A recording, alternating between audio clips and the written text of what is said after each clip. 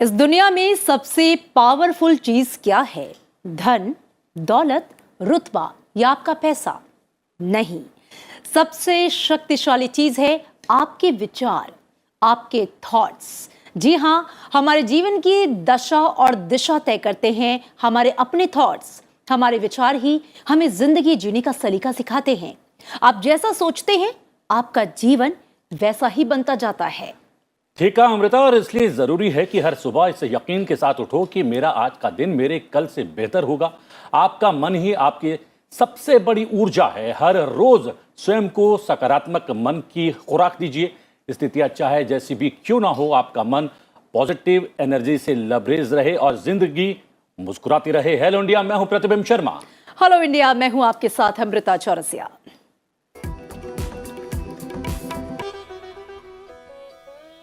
और सबसे पहले जानते हैं हेलो इंडिया में आज क्या है खास। हेलो इंडिया हाइलाइट्स के जरिए हेलो इंडिया में नजर डालेंगे आज की बड़ी खबरों पर, बताएंगे राष्ट्रीय अंतर्राष्ट्रीय समाचार, साथ ही चर्चा होगी राज्यवार सुर्खियों की। आज की गतिविधियों की भी करेंगे बात। आज है वर्ल्ड साइकिल डे, क्यों मनाया जाता है ये दिन और आज क्या हो रहा है खास, ये भी बताएंगे। साथ ही जानेंगे रोजगार के अवसरों को बढ़ाने के लिए शुरू की गई योजना प्रधानमंत्री रोजगार सृजन स्कीम के बारे में। और साथ ही पलटेंगे इतिहास के पन्नों को, जानेंगे आज के दिन से जुड़ा इतिहास। और इसके अलावा बहुत कुछ खास होगा प्रतिबिंब हमारे साथ। चलिए आगाज करते हैं शुरुआत राष्ट्रीय समाचारों के साथ।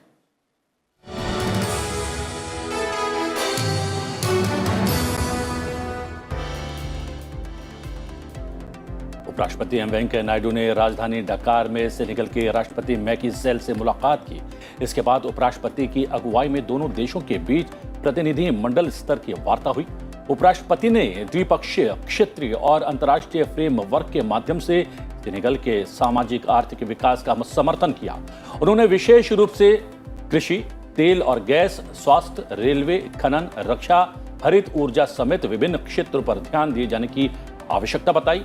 इस अवसर पर विभिन्न क्षेत्रों में द्विपक्षीय साझेदारी को और मजबूत करने के लिए दोनों देशों के बीच 3 समझौता ज्ञापनों पर हस्ताक्षर भी किए गए।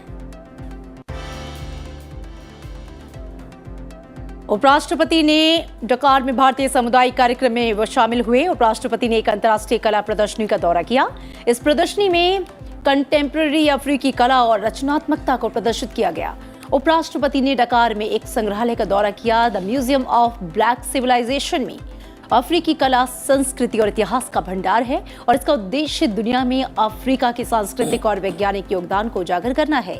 इससे पहले उपराष्ट्रपति अफ्रीकी पुनर्जागरण स्मारक गए और महात्मा गांधी की प्रतिमा पर पुष्पांजलि दी। राष्ट्रपति रामनाथ कोविंद आज से 4 दिवसीय उत्तर प्रदेश के दौरे पर हैं। राष्ट्रपति 2 दिन अपने पैतृक गांव परौंक में बिताएंगे। इसके लिए सभी तैयारियां पूरी कर ली गई हैं। मुख्यमंत्री योगी आदित्यनाथ खुद सभी व्यवस्थाओं का अवलोकन कर रहे हैं। प्रधानमंत्री नरेंद्र मोदी आज उत्तर प्रदेश का दौरा करेंगे। प्रधानमंत्री लखनऊ में यूपी इन्वेस्टर्स समिट के ग्राउंड ब्रेकिंग समारोह में हिस्सा लेंगे और इसके बाद प्रधानमंत्री कानपुर जाएंगे, जहां राष्ट्रपति रामनाथ कोविंद के साथ पथरी माता मंदिर जाएंगे। कश्मीर में टारगेट किलिंग के बढ़ते मामलों को देखते हुए गृह मंत्री अमित शाह ने सुरक्षा व्यवस्था की कमान खुद अपने हाथ में ले ली है। इसके अंतर्गत उन्होंने राष्ट्रीय सुरक्षा सलाहकार अजित डोभाल से मंत्रणा की है। साथ ही जम्मू कश्मीर के उपराज्यपाल मनोज सिन्हा और प्रदेश के उच्च अधिकारियों के साथ आज वो विशेष बैठक करने वाले हैं। प्रधानमंत्री नरेंद्र मोदी ने गुरुवार को इजरायल के रक्षा मंत्री बेंजामिन गेट्स से मुलाकात की और द्विपक्षीय सहयोग और बेहतर बनाने और वैश्विक स्थिरता में योगदान करने के तरीकों पर चर्चा की। पीएम मोदी के साथ अपनी बैठक के दौरान गेट्स ने वैश्विक स्थिरता में योगदान करने के लिए सामान्य सिद्धांतों पर निर्माण करते हुए दोनों देशों के बीच रक्षा सहयोग में और अधिक शामिल होने की आवश्यकता पर जोर दिया। इजरायल के रक्षा मंत्री ने गुरुवार को अपने भारतीय समकक्ष राजनाथ सिंह और राष्ट्रीय सुरक्षा सलाहकार अजित डोभाल के साथ बैठक की। देश में इस समय ज्ञानवापी के साथ श्री कृष्ण जन्मभूमि, ईदगाह, मस्जिद और कई अन्य मुद्दे छाए हुए हैं। इन सब के बीच संघ प्रमुख मोहन भागवत ने बड़ा बयान दिया है। उन्होंने कहा है कि मंदिरों के लिए संघ अब कोई नया आंदोलन नहीं करेगा। राम मंदिर आंदोलन के साथ हम थे और वो मकसद अब पूरा हो चुका है। देश का वस्तु का निर्यात मई में 15.46% से बढ़कर 37.29 अरब डॉलर पर पहुंच गया है और ये अब तक का सबसे अधिक निर्यात है। वाणिज्य मंत्रालय की ओर से गुरुवार को जारी आंकड़ों से ये जानकारी मिली है। मुख्य रूप से पेट्रोलियम उत्पाद, इलेक्ट्रॉनिक सामान और रासायनिक क्षेत्र का प्रदर्शन बेहतर रहा है और इसका निर्यात बढ़ा है। मई में आयात 56.14% से बढ़कर 60.62 अरब डॉलर रहा। केंद्रीय मंत्री अनुराग ठाकुर ने आज सुबह मेजर ध्यानचंद स्टेडियम से देशव्यापी साइकिल रैलियों के एक कार्यक्रम का शुभारंभ किया। इस क्रम में 750 युवा साइकिल चलाकर 7.5 किलोमीटर की दूरी तय की उन्होंने और इस कार्यक्रम का मकसद लोगों के बीच साइकिल के प्रति जागरूकता लाना है ताकि लोग फिटनेस के लिए अपनी दिनचर्या में साइकिल को भी शामिल कर सकें। आज विश्व साइकिल दिवस के अवसर पर देश भर में साइकिल रैलियों की शुरुआत की जाएगी। इस पहल के तहत एक दिन में 9.68 लाख किलोमीटर की दूरी साइकिल चलाकर 1.229 लाख युवा तय करेंगे। कार्बन के स्तर को कम करने की दिशा में सामान्य जनता को साइकिल के प्रति जागरूक करने का संदेश देते हुए रैली की शुरुआत की गई है। और अब खबरें राज्यों से। राज्यसभा चुनाव को लेकर कांग्रेस और भाजपा के बीच खींचतान शुरू हो गई है। राज्यसभा चुनाव में कांग्रेस पार्टी को क्रॉस वोटिंग का डर ज्यादा ही सता रहा है, इसलिए क्रॉस वोटिंग से बचने के लिए सांसद दीपेंद्र हुड्डा, प्रदेश कांग्रेस प्रभारी विवेक बंसल, कार्यकारी अध्यक्ष रामकृष्ण गुर्जर, जितेंद्र भारद्वाज और कांग्रेस के 27 विधायकों सहित कुल 37 नेता रायपुर पहुंच गए हैं। इन नेताओं को एक विशेष विमान के जरिए दिल्ली से रायपुर ले जाया गया। 10 जून को राज्यसभा के लिए वोटिंग होने तक कांग्रेस विधायक छत्तीसगढ़ में ही रहेंगे। बिहार में जाति आधारित जनगणना को मंत्रिमंडल की मंजूरी मिल गई है। मुख्य सचिव अमीर सुभानी ने कहा है कि जाति आधारित जनगणना पर 500 करोड़ रुपए खर्च किए जाएंगे और फरवरी 2023 तक इसका काम पूरा कर लिया जाएगा। 7 जून तक सुरक्षा बहाल करने का निर्देश जारी करते हुए पंजाबी गायक सिद्धू मूसेवाला की हत्या के 5 दिन बाद 424 लोगों की सुरक्षा वापस लेने के फैसले पर पंजाब हरियाणा हाईकोर्ट ने पंजाब सरकार को फटकार लगाई है। राज्य सरकार ने हाईकोर्ट को बताया कि सभी की सुरक्षा अस्थायी तौर पर वापस ली गई थी। अब 7 जून तक सुरक्षा बहाल कर दी जाएगी। पाटीदार नेता हार्दिक पटेल बीजेपी में शामिल हो गए हैं। गुजरात के गांधीनगर में बीजेपी अध्यक्ष CR पाटिल की मौजूदगी में उन्होंने बीजेपी का दामन थामा। कुछ ही दिन पहले ही उन्होंने कांग्रेस पार्टी से इस्तीफा दिया था। दिल्ली के स्वास्थ्य मंत्री सत्येंद्र जैन की गिरफ्तारी के बाद अब दिल्ली के सीएम अरविंद केजरीवाल ने दावा किया है कि उप मुख्यमंत्री मनीष सिसोदिया पर भी फर्जी केस की तैयारी की जा रही है, उन्हें भी गिरफ्तार किया जा सकता है। उन्होंने ये भी कहा कि प्रधानमंत्री मोदी से मेरी हाथ जोड़कर गुजारिश है कि एक एक करके वो गिरफ्तारी न करें, इससे दिल्ली के विकास का काम प्रभावित होगा। इससे अच्छा है दिल्ली के सभी मंत्रियों और विधायकों को एक साथ अरेस्ट करके जांच करवा ली जाए। महाराष्ट्र के पूर्व गृह मंत्री अनिल देशमुख के खिलाफ सीबीआई ने आरोप पत्र दाखिल किया है। 100 करोड़ रुपए की कथित घूसखोरी के मामले में आरोप पत्र दाखिल किया गया। आरोप पत्र में बर्खास्त सहायक पुलिस निरीक्षक सचिन वजहे को सरकारी गवाह बनाया गया है। झारखंड के मुख्यमंत्री हेमंत सोरेन के करीबियों की ओर से स्थापित की गई शेल कंपनियों में निवेश के मामले को झारखंड हाईकोर्ट में इस मामले की सुनवाई हुई। हाईकोर्ट में सभी पक्षों की ओर से बहस पूरी हो गई है। अदालत इस पर फैसला सुनाने वाली है। याचिका की वैधता पर अदालत ने फैसला सुरक्षित रखा है। अदालत ने सिर्फ मुख्यमंत्री हेमंत सोरेन, उनके भाई बसंत सोरेन और उनके करीबियों की शेल कंपनी में निवेश के मामले में याचिका की वैधता पर सुनवाई की है। गुजरात के वडोदरा शहर के बाहर स्थित नंदेसरी औद्योगिक क्षेत्र में दीपक नाइट्राइट केमिकल प्रोडक्शन प्लांट के एक हिस्से में गुरुवार शाम भयानक आग लग गई। हादसे में कम से कम 10 लोगों के घायल होने की खबर है। सभी घायलों को अस्पताल में एडमिट कराया गया है और कारखाने के आसपास रहने वाले करीब 700 लोगों को सुरक्षित स्थानों पर भेजा गया है। उत्तर प्रदेश की राजधानी लखनऊ में कोरोना के मरीजों का आंकड़ा लगातार बढ़ता जा रहा है। गुरुवार को स्वास्थ्य विभाग की ओर से जारी आंकड़ों के मुताबिक वायरस ने 40 नए लोगों को संक्रमित कर दिया है। बुधवार को यह संख्या 32 थी। यूपी में पिछले 24 घंटों में 157 नए केसों की पुष्टि हुई है। एक दिन पहले यह संख्या 128 थी। देश में भी कोरोना के केसों में बढ़ोतरी देखी जा रही है। पिछले 24 घंटों में 3712 नए केस सामने आए। दक्षिण पश्चिम मानसून बंगाल की खाड़ी के रास्ते पूर्वोत्तर भारत में दाखिल हो गया है और आगामी 2 दिनों में असम और मेघालय में बारिश होने की संभावना है। भारत के दक्षिणी प्रायद्वीप की ओर अरब सागर से आ रहे मानसूनी हवाओं के मद्देनजर मौसम विभाग ने अगले 5 दिनों तक कर्नाटक के तटीय और दक्षिणी अंदरूनी इलाकों केरल, माहे और लक्षद्वीप में बारिश होने की संभावना जताई है। मौसम विभाग ने इस साल मानसून सामान्य होने की उम्मीद जताई है। आईएमडी के मुताबिक पूर्वोत्तर भारत और दक्षिणी पश्चिमी प्रायद्वीप के सबसे निचले इलाके को छोड़ दें तो इस बार मानसूनी बारिश का वितरण जो है वो पूरे देश में समान रहेगा। तो राष्ट्रीय और राज्यवार खबरों के बाद अब नजर डाल लेते हैं अंतर्राष्ट्रीय समाचारों पर। विदेश मंत्रालय के प्रवक्ता अरिंदम बागची के गुरुवार को एक प्रेस वार्ता को संबोधित किया। इस दौरान उन्होंने रूस के साथ तेल खरीद, अफगानिस्तान में भारतीय दूतावास को दोबारा खोलने और चीन के साथ वार्ता जैसे मुद्दों पर जानकारी साझा की। रूस से तेल आयात बढ़ाने की योजना को लेकर बागची ने कहा कि तेल खरीद को लेकर भारत का रुख देश की ऊर्जा सुरक्षा जरूरतों पर आधारित रहेगा। वहीं अफगानिस्तान में भारतीय दूतावास को दोबारा खोलने को लेकर अरिंदम बागची ने कहा कि संयुक्त सचिव जेपी सिंह के नेतृत्व में एक बहुसदस्यीय टीम इस समय काबुल में मौजूद है। ये टीम तालिबान के वरिष्ठ सदस्यों से मुलाकात करेगी। ये टीम उन अंतर्राष्ट्रीय संगठनों के प्रतिनिधियों से मुलाकात करेगी जो वहां मानवीय सहायता उपलब्ध कराने के काम में शामिल हैं। विदेश मंत्रालय के प्रवक्ता ने यह भी कहा कि काबुल में हमारे दूतावास में रखरखाव आदि के लिए स्थानीय स्टाफ मौजूद है। अगस्त 2021 में अफगानिस्तान में बिगड़ती परिस्थितियों के चलते हमने अपने भारतीय अधिकारियों को वहां से वापस बुला लिया था। गौरतलब है कि भारत ने अफगानिस्तान में अपनी मानवीय सहायता अभियान का जायजा लेने और मदद पर तालिबान से बातचीत के लिए विदेश मंत्रालय के अधिकारियों के एक दल को काबुल भेजा है। अमेरिका के पिछले साल अफगानिस्तान छोड़ने और तालिबान के सत्ता पर काबिज होने के बाद भारतीय राजनयिकों का ये पहला दौरा है। हालांकि भारत ने अभी तालिबान शासन को मान्यता नहीं दी है।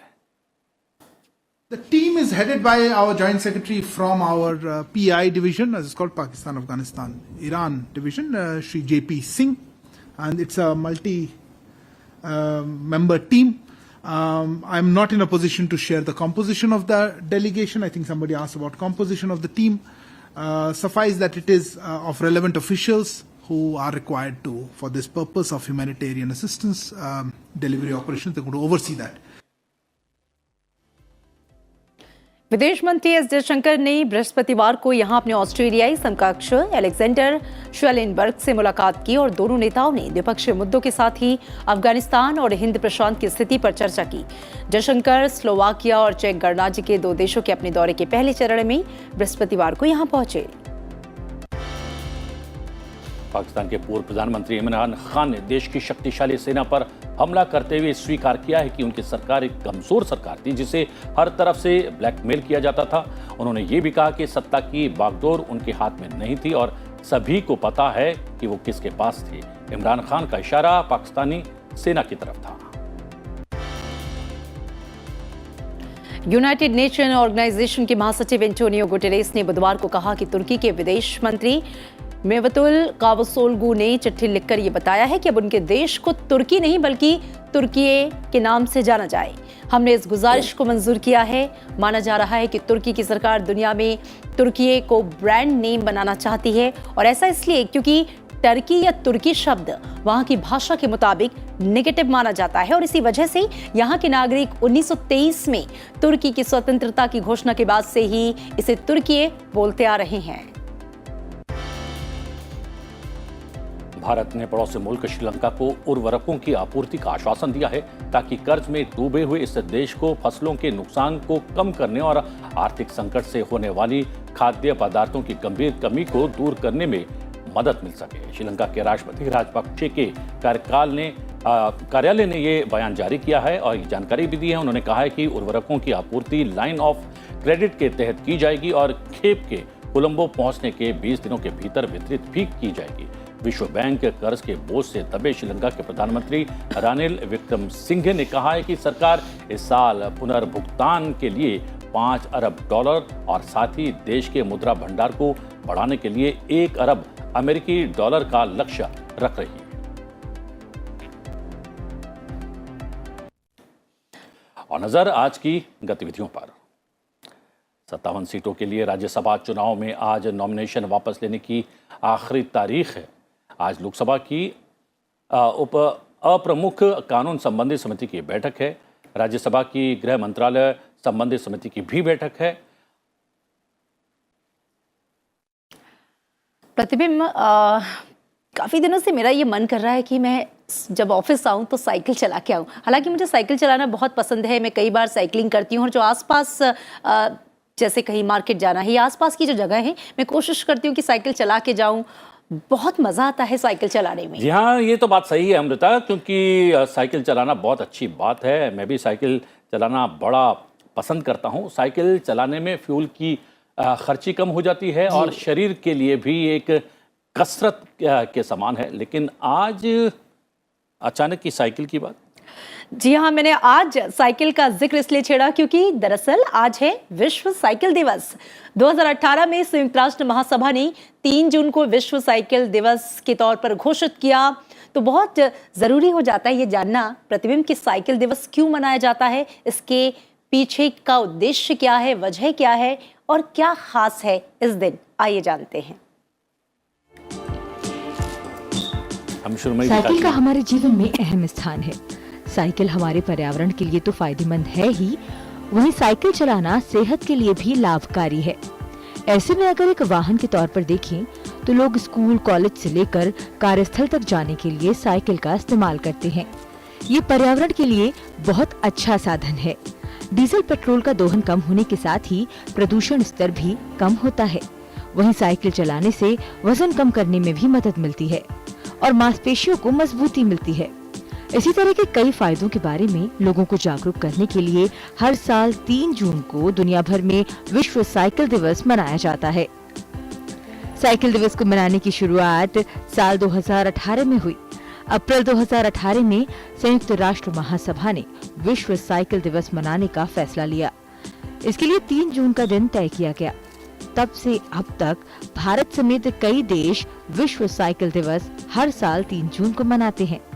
साइकिल के उपयोग और जरूरत के बारे में बच्चों और अन्य लोगों को जागरूक करने के उद्देश्य से इस दिन की शुरुआत हुई।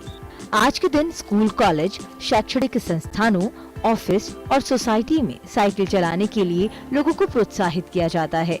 तो कोशिश करें, जब भी कभी कहीं लंबी दूरी के लिए जाना हो तो साइकिल का प्रयोग करें। तो साइकिल का भरपूर प्रयोग करें और इसके इस्तेमाल से खुद को तो स्वस्थ रखें ही, साथ ही साथ पर्यावरण का भी ध्यान रखें। और आज हम सुबह आपको दिखा रहे थे कि किस तरीके से केंद्रीय मंत्री अनुराग ठाकुर ने खुद साइकिल चलाकर एक अभियान छेड़ दिया है। देश भर में साइकिल चालन को प्रोत्साहन देने का प्रयास किया जा रहा है, जिससे फ्यूल की बचत भी की जा सके और साथ ही साथ शारीरिक सौष्ठव भी प्राप्त किया जा सके। और अब ब्रेक पर चलते चलते आपको छोड़े जाते हैं कुआलालंपुर चिड़ियाघर में मनाए गए पांडा के पहले जन्मदिन की तस्वीरों के साथ। तो आप इन तस्वीरों का लुत्फ उठाइए, लेकिन जब प्रतिबिंब हम वापस लौटेंगे तो हर रोज की तरह अपने दर्शकों को बताएंगे आज के दिन से जुड़ा हुआ इतिहास।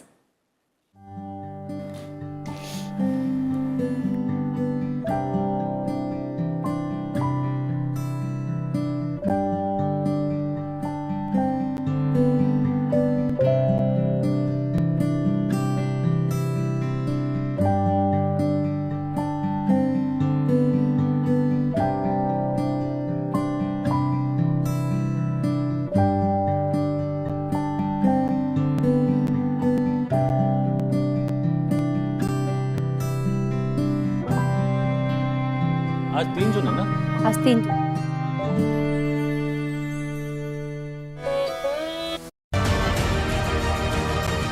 What is the significance of the first ever visit by an Indian head of state to Jamaica? It shows the political engagement that we're trying to do and how much we're trying to enhance and strengthen our relationship with them. How do you evaluate Jamaica's relationship with India? We are particularly enthused by the track record that India has exhibited and their initiatives towards mitigation of climate change, what they've done with alternative energy, how they leverage technology. All of these fields are areas which Jamaica is seeking to further develop.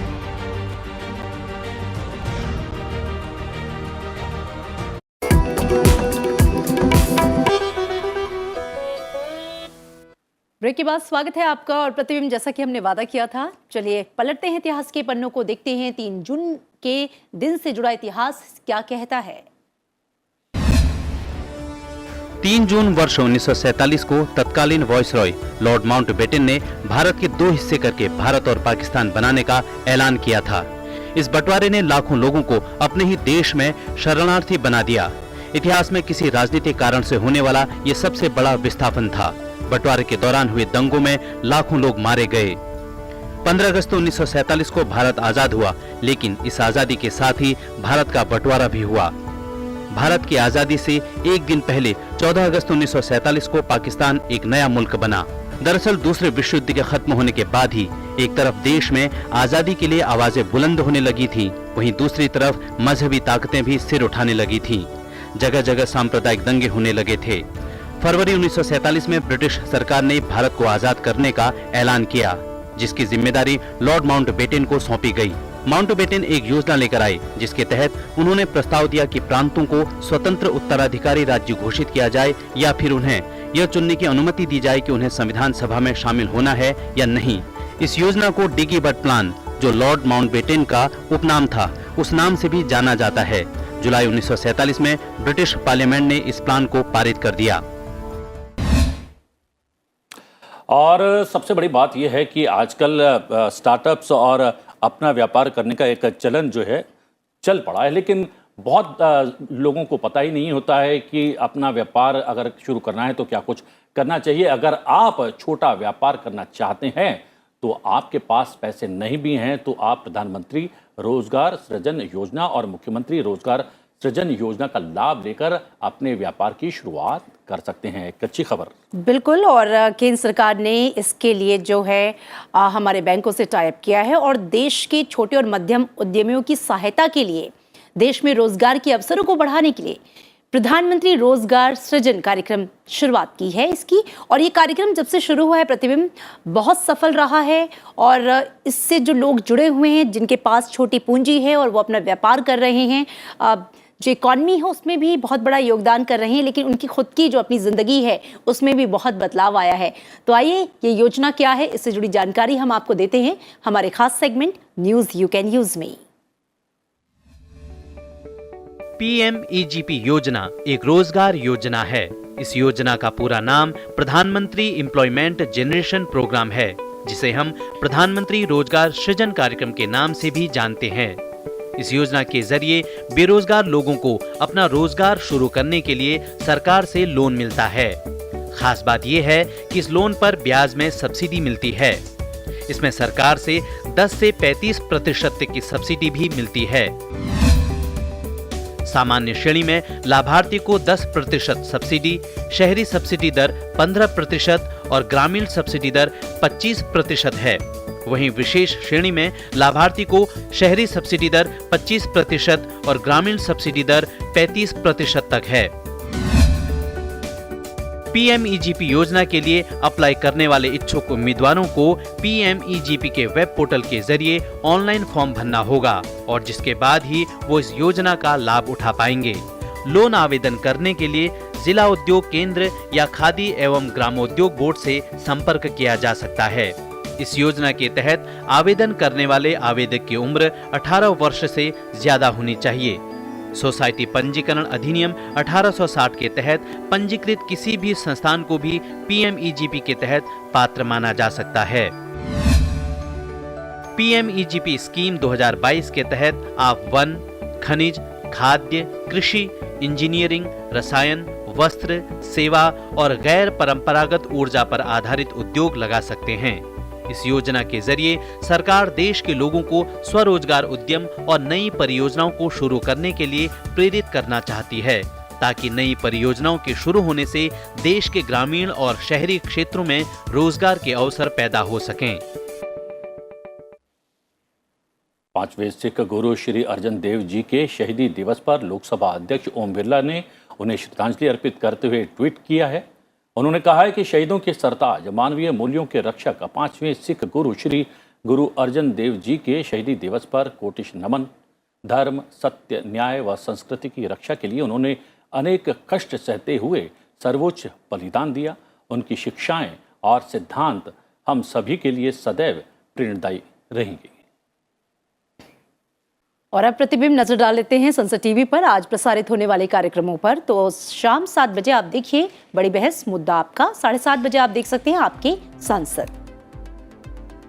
और रात 8 बजे हिंदी समाचार, आज की खबर। 8:30 बजे perspective और रात 9 बजे देखना ना भूलें अंग्रेजी न्यूज बुलेटिन द न्यूज।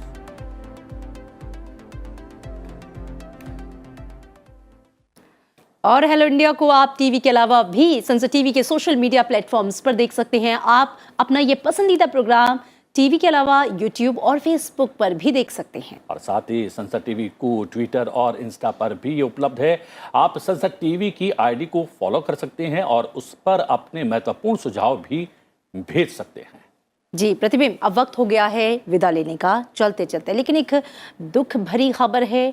प्रसिद्ध संतूर वादक भजन सोपोरी हमारे बीच नहीं रहे हैं। आज का दिन उन्हें याद करने का है। जी हाँ, उन्होंने गुरुवार को गुरुग्राम के एक अस्पताल में अंतिम सांस ली। पद्म पुरस्कार से सम्मानित प्रख्यात संतूर वादक पंडित भजन सोपोरी के निधन पर लोकसभा अध्यक्ष ने भी शोक जताया है। आपको बता दें कि श्रीनगर में 1948 में जन्मे भजन सोपोरी को संगीत जो है वो विरासत में मिली थी। भजन सोपोरी को संतूर वादन की शिक्षा घर पर ही उनके दादा SC सोपोरी और पिता SN सोपोरी से मिली। भजन सोपोरी का जो संबंध है वो सूफियाना घराने से है और उन्होंने 3 रागों की रचना भी की। जी हाँ, उन्हें कला के क्षेत्र में योगदान के लिए पद्मश्री, संगीत नाटक अकादमी पुरस्कार समेत कई राष्ट्रीय और अंतर्राष्ट्रीय पुरस्कारों से सम्मानित किया गया था। चलते चलते देखते हैं उनके द्वारा दी गई एक खास प्रस्तुति की कुछ खास झलकियां। हमें दीजिए इजाजत। नमस्कार। नमस्कार।